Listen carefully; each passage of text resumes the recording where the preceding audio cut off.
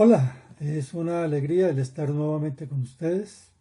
Doy gracias a Dios por la invitación que me han hecho en el día de hoy para continuar con el tema de la gracia. Hemos visto en las pasadas enseñanzas que la gracia nos transforma y la gracia es el mensaje de la gran comisión. La gracia de Dios no solo trae la salvación y el perdón de nuestros pecados, sino que nos transforma y nos ayuda a obedecer a Dios en nuestro diario vivir. Nos enseña a vivir la vida de piedad que Él desea y nos da la valentía para rechazar las cosas que nos alejan de Él y de su voluntad para nuestras vidas. Hemos recibido en la gran comisión la misión de ser heraldos del Señor Jesucristo como testigos de su gracia en nuestras vidas y la promesa del poder del Espíritu Santo. El apóstol Pedro, en su primera carta, en el capítulo 2, versículos 9 y 10, nos lo describe muy bien de la siguiente manera. Pero ustedes son linaje escogido, real sacerdocio, nación santa, pueblo que pertenece a Dios, para que proclamen las obras maravillosas de aquel que los llamó de las tinieblas a su luz admirable. Ustedes antes ni siquiera eran pueblo, pero ahora son pueblo de Dios. Antes no habían recibido misericordia, pero ahora ya la han recibido. Hoy estaré analizando con ustedes la carta del apóstol Pablo a los Efesios, el capítulo 3, versículos del 1 al 11, y voy a invitarlos que tomen sus Biblias y estaremos revisando estos pasajes y otros más de una manera sistemática para hablar sobre el tema del día de hoy. Me gustaría compartir con ustedes lo que dice el comentario bíblico de Bacon con respecto a estos versículos del capítulo 3 de la carta del apóstol Pablo a los Efesios. Dice el comentario bíblico de Bacon: audaz y sumariamente el apóstol Pablo ha declarado la unidad potencial de la humanidad a través de la obra hecha por Dios en Cristo Jesús.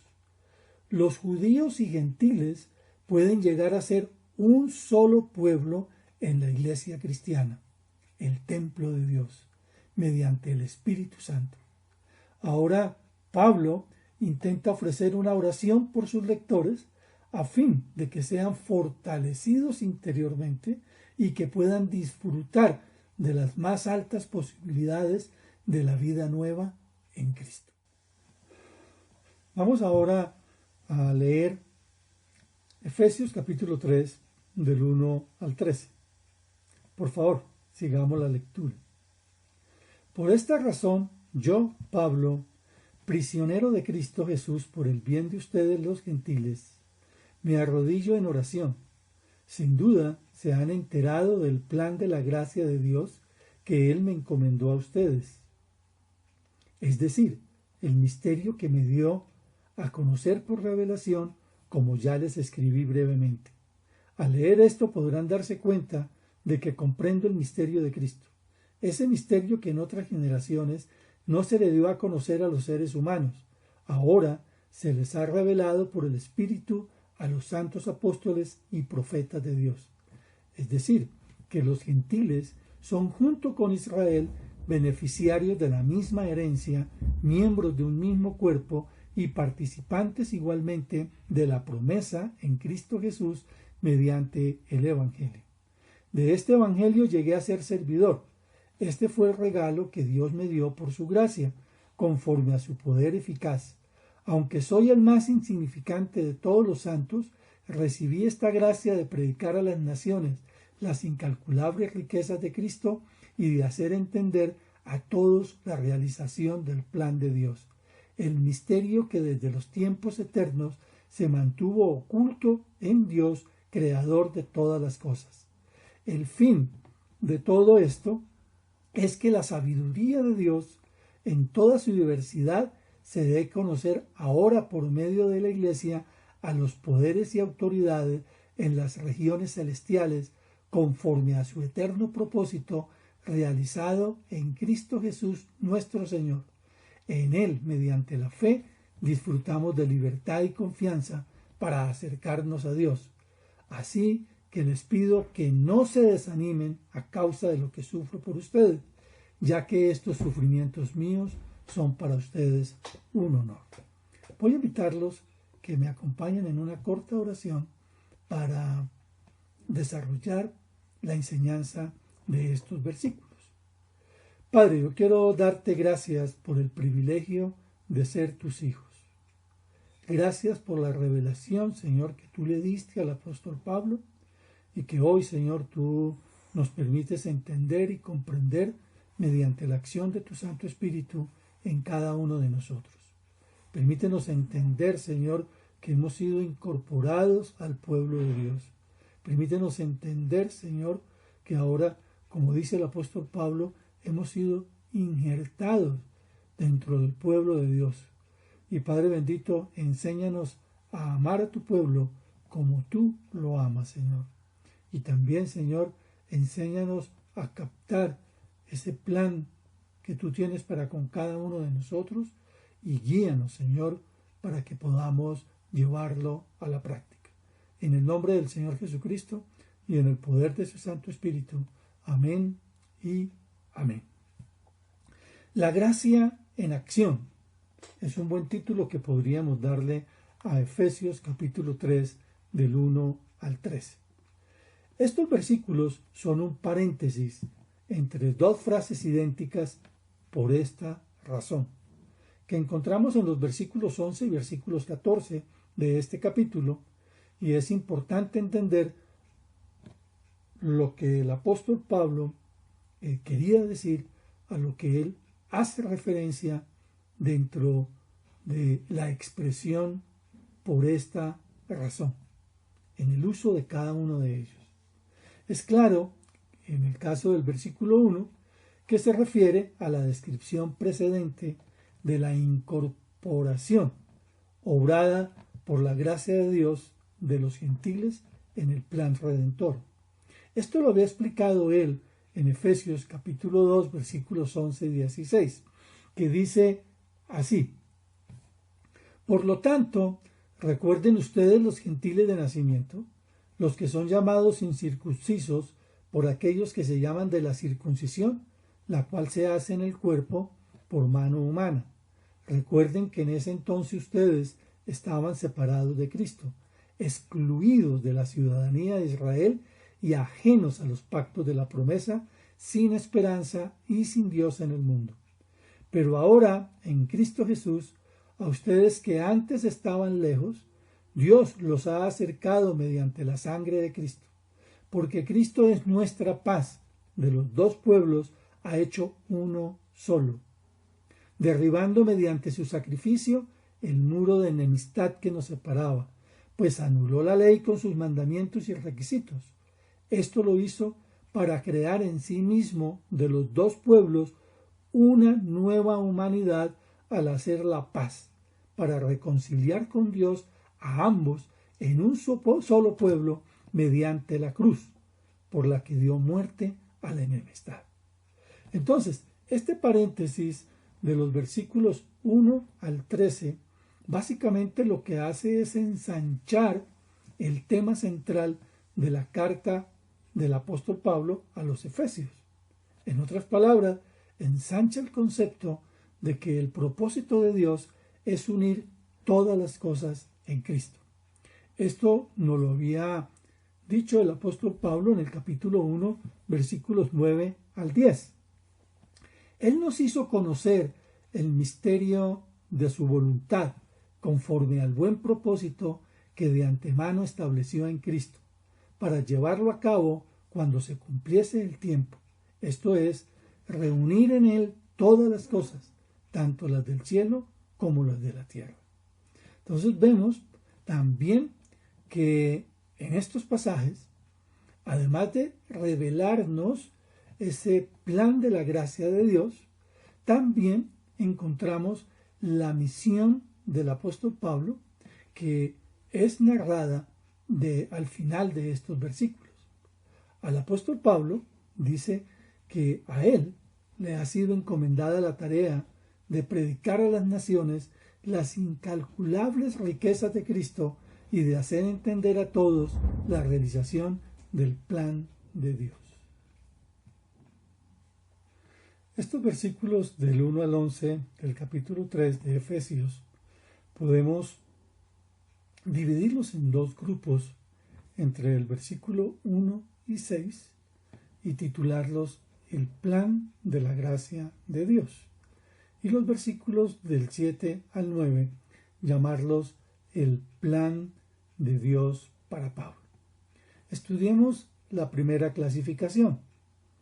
Efesios capítulo 3, versículos 1 al 6, que he titulado el plan de la gracia de Dios. Quisiera leerlos nuevamente, pero en otra versión. Voy a leerlos ahora en la versión NBV, con el propósito de poder compararlos con la versión anterior y seguir tomando las enseñanzas que nos da el Espíritu Santo a través del apóstol Pablo. Dice el apóstol Pablo: por esta razón yo, Pablo, que estoy en la cárcel por la causa de Cristo Jesús, es decir, por buscar el bien de ustedes, los que no son judíos, me arrodillo en oración. Sin embargo, ya se han enterado del plan que en su amor Dios me encargó para ustedes, ya que antes les mencioné brevemente que Dios mismo me reveló ese misterio. Cuando lo lean se darán cuenta de que conozco bien el misterio de Cristo. Es el misterio que en la antigüedad Dios no había dado a conocer, como sí lo ha hecho ahora por medio del Espíritu a sus santos apóstoles y profetas. Este es el misterio, que los no judíos compartirán plenamente la herencia con Israel. Ambos son miembros del mismo cuerpo y participan de la misma promesa que Dios nos hizo en Cristo Jesús por medio de las buenas nuevas. Dos conceptos debemos aclarar para entender estos versículos: la humanidad en la Biblia y el concepto de misterio en el Nuevo Testamento. Veamos el primero de ellos, la humanidad en la Biblia. El apóstol Pablo en 1 Corintios capítulo 10 versículo 32 hace la siguiente clasificación y nos dice: no hagan tropezar a nadie, ni a judíos, ni a gentiles, ni a la iglesia de Dios. Me voy a apoyar ahora en un buen libro del pastor Colin Crawford que se llama La Palabra Profética. Y en este libro dice Colin Crawford lo siguiente: al observar esta escritura, haciendo referencia a 1 Corintios 10:32, notaremos que el apóstol menciona tres grupos específicos de personas o agrupaciones humanas: los judíos, los gentiles y la iglesia de Dios. Esto nos lleva a sacar en conclusión que en el plan de Dios toda la humanidad se encuentra dividida en estos tres grupos, encontrando en el Nuevo Testamento la misma división de manera específica y totalmente diferenciadas para cada uno de ellos. Los judíos o Israel son los descendientes de Abraham por medio de Isaac y Jacob, que se conocen hoy en día como israelitas o israelíes. El término gentiles se refiere a todas las otras naciones del mundo, llamadas en la Biblia las naciones o paganos. Y la tercera clasificación es la Iglesia de Dios, que incluye a todos los judíos y gentiles que se han convertido por la fe en Cristo desde el día de Pentecostés hasta ahora. Veamos qué nos dice el apóstol Pablo sobre la Iglesia en la carta a los Colosenses capítulo 1 versículo 16. En esta nueva naturaleza no hay griego ni judío, circunciso ni incircunciso, culto ni inculto, esclavo ni libre, sino que Cristo es en todos y está en todos. Pablo nos muestra que la Iglesia de Dios es una agrupación sin ninguna similitud ni con el pueblo de Israel, ni tampoco con los grupos mencionados como los gentiles. Y así como era importante entender esta clasificación de la humanidad, también es importante entender que se han cometido algunos errores teológicos. Hay dos errores teológicos que suelen cometerse al hablar de Israel y la Iglesia. Uno es llamado la teología del reemplazo y el otro es llamado judaizar. Voy a apoyarme ahora en otro libro llamado Las Pasiones del Corazón de Dios, escrito por Mariano Sennewald. Dice Mariano Sennewald con respecto a estos dos errores lo siguiente: en la actualidad, una parte del cuerpo de Cristo ha caído en el error de la teología del reemplazo de Israel. Esta se basa en que la Iglesia ha tomado el lugar de Israel, ya que éste falló y fue excluido del plan de Dios. Dicho pensamiento establece que en todo lugar donde aparece Israel en la Biblia hay que cambiarlo por Iglesia. Sus argumentos son: los judíos fallaron y ahora el Israel espiritual y moderno es la Iglesia. Esto puede sonar muy lindo, pero no es bíblico. ¿De dónde viene esta corriente? Desde la caída de la ciudad santa en el primer siglo, a mano de los romanos, por casi 2000 años Israel no había existido. Por siglos el pueblo judío fue dispersado por todo el mundo y despojado del territorio de Dios, que Dios le había asignado a Abraham. A la vez, la palabra de Dios contiene muchas profecías de restauración para Israel en los últimos tiempos. Muchas de las promesas que Dios hizo a través de los profetas incluye la tierra de Israel y su capital, Jerusalén. Sin embargo, como algunos vieron que por siglos Israel ya no tenía tierra ni capital y que era imposible volver a Canaán, establecieron esta teología que resolvía el dilema. Cuando Dios habla de Israel y de Jerusalén, habla de la Iglesia. No existe en esta era moderna un Israel y menos una Jerusalén. Pero hace 71 años, de una forma sobrenatural, el pueblo de Israel pasó de ser exterminado a volver a su tierra, y hace más de 5 décadas volvió a tomar la ciudad de Jerusalén. Entonces, una generación como la nuestra puede abrazar plenamente el entendimiento de que las profecías y promesas bíblicas sobre Israel son literales. En Dios no hay confusión. Si Él dice que en Sión y Jerusalén habrá salvación y justicia, no hace falta que cambiemos eso por otra cosa. No solo la Iglesia no reemplaza a Israel, sino que ésta será una pieza clave para que cada una de las profecías se cumpla. Veamos lo que nos dice Isaías capítulo 62, versículos del 1 al 2. Por amor a Sión no guardaré silencio, por amor a Jerusalén no desmayaré, hasta que su justicia resplandezca como la aurora y como antorcha encendida su salvación. Las naciones verán tu justicia y todos los reyes tu gloria. Recibirás un nombre nuevo que el Señor mismo te dará. Con toda razón, Israel se considera un milagro moderno. Pero en el otro extremo tenemos a los judaizantes, aquellos que interpretan que amar a Israel es adoptar sus culturas, rituales, fiestas, circuncisión, etc. Esta corriente dice lo contrario al anterior. Dicen: ya no eres gentil, ahora somos todos judíos. Debes adoptar las normas, formas, idioma y estilo ritual de ese pueblo. La Biblia no dice esto tampoco, y fue un tema muy debatido por la iglesia primitiva cuando el Evangelio comenzó a alcanzar a los gentiles.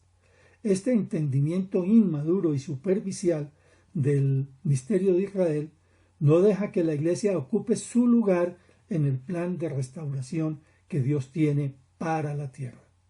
Al hacer esto, caemos en el mismo error que terminó corrompiendo al pueblo judío a lo largo del Antiguo Testamento, al ver las leyes y fiestas desde una perspectiva ritual y no comprender que eran medios para entender el corazón de Dios y vivir su voluntad. Todas las normas y celebraciones que Dios estableció para el pueblo judío conlleva principios profundos y poderosos que podemos aprender y experimentar sin tener necesariamente que adoptar sus hábitos culturales.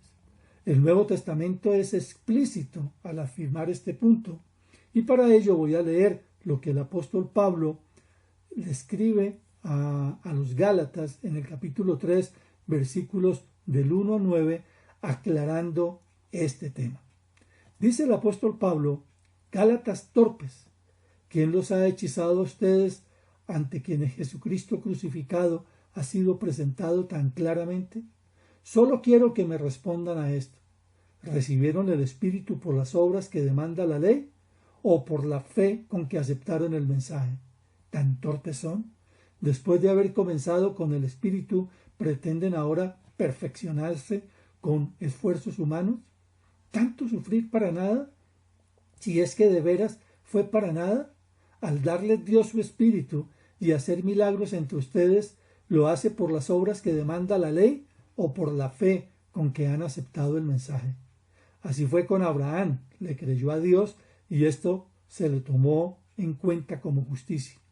Por lo tanto, sepan que los descendientes de Abraham son aquellos que viven por la fe. En efecto, la Escritura, habiendo previsto que Dios justificaría por fe a las naciones, anunció de antemano el Evangelio a Abraham. Por medio de ti serán bendecidas todas las naciones. Así que los que viven por la fe son bendecidos junto con Abraham, el hombre de la fe. Al tener clara la clasificación que hace el apóstol Pablo de la humanidad entre judíos, gentiles y la Iglesia de Cristo, y entender que en el plan de gracia, de salvación del Señor, cada uno de ellos tiene sus propias profecías y su propio plan, aunque el apóstol nos aclara que en la Iglesia quienes reciben a Cristo como Señor y Salvador son incorporados en el cuerpo de Cristo, sean gentiles o sean judíos. Teniendo esta claridad, para poder comprender estos pasajes del versículo 1 al versículo 6, es importante también entender qué se entiende como los misterios en el Nuevo Testamento. Veamos lo que nos dice el comentario bíblico de Bacon. La verdad que es revelada es llamada el misterio. La manera en que se usa esta palabra en tiempos modernos no tiene ninguna relación a como la usa Pablo aquí.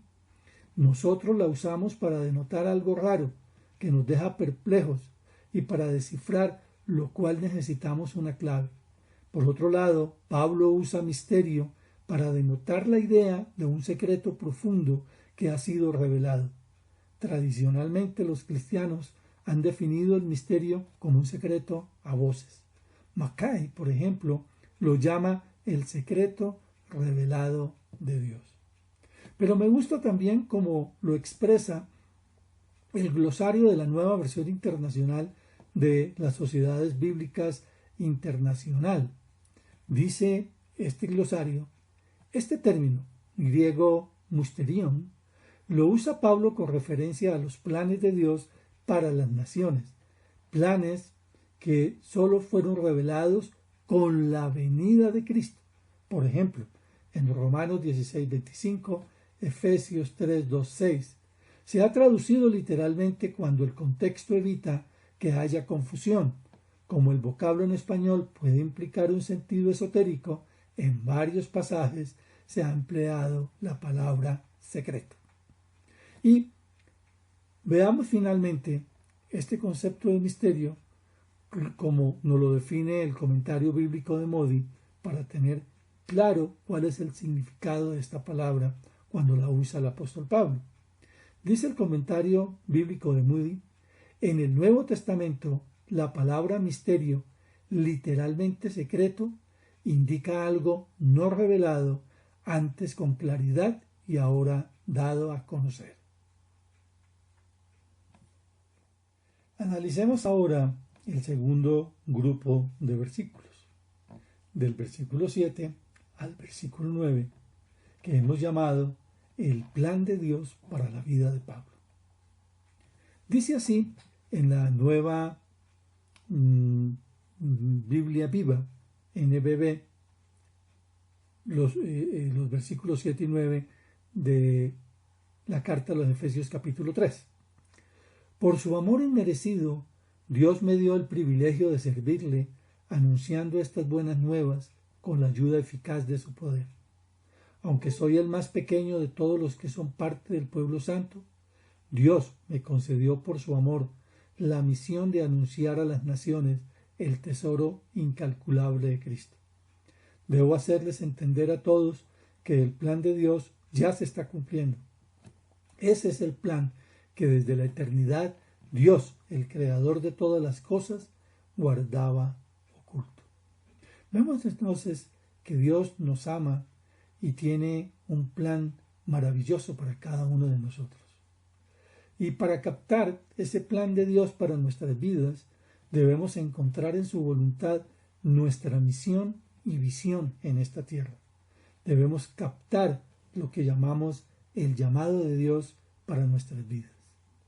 Se entiende como misión la respuesta a las siguientes preguntas.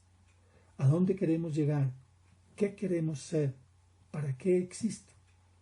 Y se entiende como visión la respuesta a la pregunta: ¿cómo vamos a lograr nuestra misión? Entonces,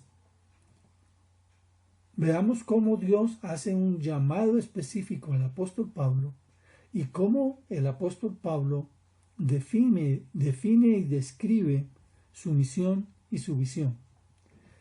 La misión de Pablo la encontramos en Hechos capítulo 20, versículo 24. Dice así: sin embargo, considero que mi vida carece de valor para mí mismo, con tal de que termine mi carrera y lleve a cabo el servicio que me ha encomendado el Señor Jesús, que es el de dar testimonio del Evangelio de la gracia de Dios. Y la pregunta es: ¿cómo Pablo pretendía cumplir esta misión? Y entonces él describe su visión de la siguiente manera: aunque soy libre respecto a todos, de todos me he hecho esclavo para ganar a tantos como sea posible. Entre los judíos me volví judío, a fin de ganarlos a ellos. Entre los que viven bajo la ley me volví como los que están sometidos a ella, aunque yo mismo no vivo bajo la ley, a fin de ganar a estos. Entre los que no tienen la ley me volví como los que están sin ley, aunque no estoy libre de la ley de Dios, sino comprometido con la ley de Cristo, a fin de ganar a los que están sin ley. Entre los débiles me hice débil, a fin de ganar a los débiles. Me hice todo para todos, a fin de salvar a algunos por todos los medios posibles.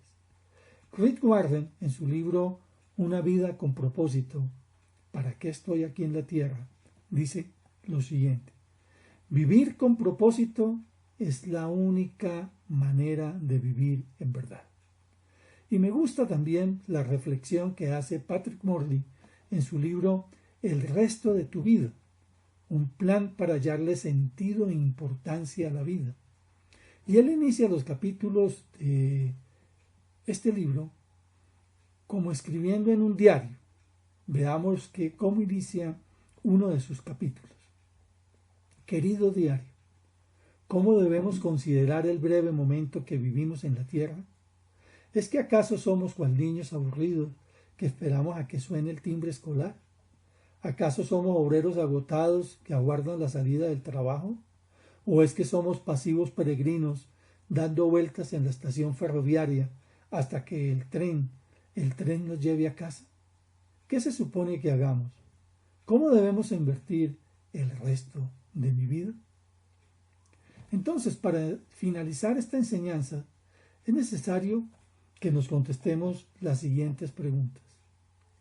¿Amas a Israel como lo ama el Señor? Y esta pregunta es importante que cada uno de nosotros nos la contestemos. ¿Cuál crees que debería ser el rol de los cristianos en el mundo con respecto al plan de Dios para Israel? Y leamos el Salmo 122, versículo 6. Pidamos por la paz de Jerusalén, que vivan en paz los que te aman. Otra pregunta. ¿Cómo se encuentra tu amor por la iglesia local? Y leamos Efesios capítulo 5, versículos 25 al 27. Esposos, amen a sus esposas, así como Cristo amó a la iglesia y se entregó por ella para hacerla santa. Él la purificó, lavándola con agua mediante la palabra, para presentársela a sí mismo como una iglesia radiante, sin mancha ni arruga, ni ninguna otra imperfección, sino santa e intachable.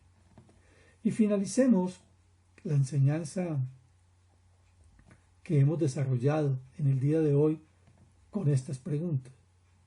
¿Conoces el llamado de Dios para tu vida?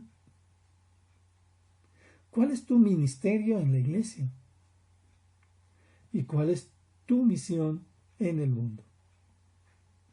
Hechos capítulo 13, versículo 36 nos dice lo siguiente. Ciertamente David, después de servir a su propia generación, conforme al propósito de Dios, murió. Y permítame finalizar leyendo Efesios capítulo 3, pero del versículo 14 al 16, que es precisamente la segunda ocasión que encontramos por esta razón. En el verso 14 dice el apóstol Pablo, y permítame también apropiarme de esta oración al decir que oro por cada uno de nosotros y por cada uno de ustedes de la misma manera que Pablo. Por ello me arrodillo ante el Padre, de quien recibe su nombre toda familia, tanto las que están en el cielo como las que están en la tierra. Y le pido que de sus gloriosas riquezas los fortalezca interiormente por medio de su Espíritu. La gracia en acción. La gracia en acción es vivir entonces conforme al plan de la gracia de Dios. Y nuestro ejemplo perfecto es el Señor Jesucristo. El Señor los bendiga y hasta una próxima ocasión. Chao.